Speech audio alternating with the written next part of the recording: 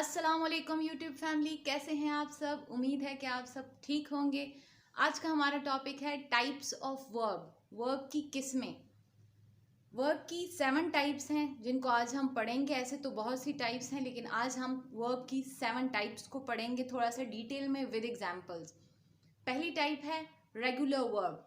What is regular verb? A verb that's past mean second form. क्यों second form? क्योंकि past में verb की second form use होती है और फ्यूचर में वर्ब की थर्ड फॉर्म यूज होती है। इस वीडियो के बाद इंशाल्लाह मैं आपके साथ वर्ब की फॉर्म्स डिस्कस करूंगी। A verb that pass and past participle is made by adding D और ED is called regular verb. अब इसमें रेगुलर वर्ब उस वर्ब को कहते हैं जिसका वर्ब का जो फॉर्म होता है वो पास्ट और फ्यूचर में जाके डी और ईडी उसके साथ लग जाता है। जिस भी वर्ब की फॉर्म के साथ डी और ईडी होगा उसको हम रेगुलर वर्ब कहेंगे। तो पास्ट में जो सेकंड फॉर्म है उसमें अगर हम एग्जांपल लें, walk in a simple tense, past में वो हो जाता है walked. Walk there is ED with it, तो ईडी साथ हो गया तो it is a regular verb. फिर फ्यूचर में that is past participle, third form of the verb, उसमें भी वॉक्ड आ गया तो वॉक्ड, टॉक, टॉक।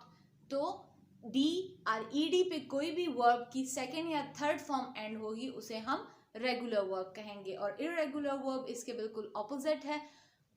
वो वर्ब जो एंड में जिनके डी और ईडी नहीं आता उसे हम इररेगुलर वर्ब कहते हैं। If the formation of the verb is otherwise then the regular verb. Regular verb के अलावा जो भी वर्ब्स हैं उन सब को हम इररेगुलर वर्ब्स कहते हैं।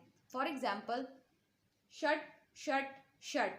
अब शट जो है उसकी तीनों फॉर्म जो है वर्ब की वो सेम है, जो कि इरेगुलर वर्ब में आता है। और एंड में उसके अगर आप देखें तो डी और ईडी हम यूज नहीं करते। तो सेम जो वर्ब की फॉर्म्स हों और जिसमें चेंजेस आए बट डी और ईडी ना आए उन सबको हम इरेगुलर वर्ब्स कहते हैं। जैसे drink, drank, drunk, there is no D और ED in the end, so it is called irregular verb.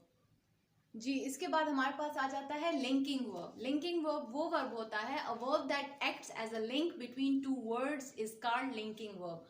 कोई भी दो वर्ड्स या दो वर्ब्स को या दो प्रोनाउन कुछ भी हो उसको जोड़ने के लिए जब हम एक वर्ब का यूज करते हैं उसको लिंकिंग वर्ब कहते हैं। लिंकिंग वर्ब हमारे पास कौन कौन सी हो सकती हैं, कुछ लिस्ट है। Appear, become, feel, look, grow, seem. Example मैं आपको समझाती हूँ। The matches are full of sticks. The matches are full of sticks. Match की बात कर रहे हैं और स्टिक्स की बात कर रहे हैं। इन दोनों को रिलेट करने के लिए मैच के बारे में हमें बता रहे हैं कि वो फुल है स्टिक्स से। आर एक वर्ब है जो इन दोनों को लिंक कर रहा है। लिंकिंग वर्ब जो है वो कनेक्ट और link a subject to a noun और an adjective in the predicate. वो एक नाउन जो कि सब्जेक्ट है उसको एक प्रेडिकेट जो ऑब्जेक्ट होगा हमारा, जो एडजेक्टिव होगा, जो एडवर्ब होगा उसके साथ जोड़ने के लिए हम उस वर्ब को यूज करते हैं, उसको हम लिंकिंग वर्ब कहते हैं। For example he remain silent, तो the word remain this is a linking verb जो कि ही जो कि सब्जेक्ट है हमारे पास उसको साइलेंट जो कि एडजेक्टिव है उससे जोड़ता है, इसको हम लिंकिंग वर्ब कहते हैं। फिर हमारे पास आता है transitive verb. What is transitive verb? A verb that needs an object to complete itself is called transitive verb. वो वर्ब जिसको एक ऑब्जेक्ट की जरूरत होती है अपने आप को कंप्लीट करने के लिए उसे हम ट्रांजिटिव वर्ब कहते हैं। इसे हम ट्रांजिटिव वर्ब इसलिए कहते हैं because it passes its action from the subject to the object. इसमें ऑब्जेक्ट का होना वो जरूरी है। इसकी मैं आपको एग्जाम्पल देती हूँ। The boy kicks the football. The boy kicks the football. Here the word kicks is a transitive verb. क्यों? क्योंकि वो the boy जो कि एक subject है उसको object से जोड़ता है। एक्शन है, जो एक्शन है वो है kicks. Boy kicks the football. लड़के ने फुटबॉल को लात मारी। सो सब्जेक्ट से ऑब्जेक्ट की तरफ जो है वो एक एक्शन जो है वो पास हो रहा है। फिर आता है हमारे पास he loves his mother. वो अपनी माँ से प्यार करता है। He is the subject, mother is the object and loves is the transitive verb. Usually कोई भी प्रपोजिशन ट्रांजिटिव वर्ब से पहले हम यूज नहीं करते। Usually no preposition is used after transitive verb. अगर इधर हम देखें, the boy kicks the football, there is no preposition. So see another example, the servant cleans the floor. In this sentence the action denoted by the verb cleans passes from the doer. Doer कौन है? Servant. To some object, the floor. Thus the verb cleans is a transitive verb, क्योंकि servant subject से floor object की तरफ action जो है वो pass हो रहा है. फिर हमारे पास आता है intransitive verb. A verb that doesn't need any object to complete itself is called transitive verb. Example लें, he died in an accident.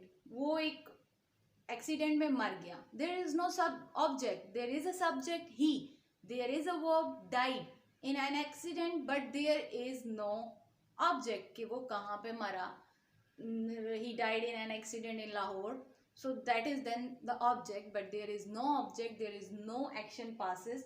It doesn't pass its action from the subject to object. That is called intransitive verb. Usually preposition is used after intransitive verb. Transitive verb में हम कोई preposition use नहीं करते verb के बाद, इधर हम preposition use करते हैं. कैसे? See another example. We sleep at night. We is the subject, night is the object, sleep is the intransitive verb and at is the preposition. We sleep at night. हम रात को सोते हैं. At is a preposition which is used in intransitive verb. अगर हम पहली वाली example पे गौर करें, he died in an accident, तो उसमें in is a preposition. यहाँ पे preposition हम यूज करते हैं और transitive verb में हम कोई भी preposition यूज नहीं करते. इसके बाद हमारे पास verb की आखिरी दो टाइप्स आती हैं जो कि हैं finite verb and infinite verb. Finite verb means that verb which can change their form in accordance with the subject, जो कि subject के मुताबिक अपने form को change करता है.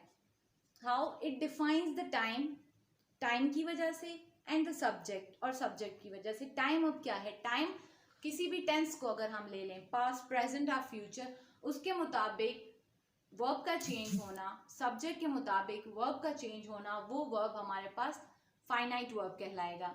For example, I am a student. Here am is a finite verb. अगर हम इसको subject change करें, he पे जाएं, तो he is a student.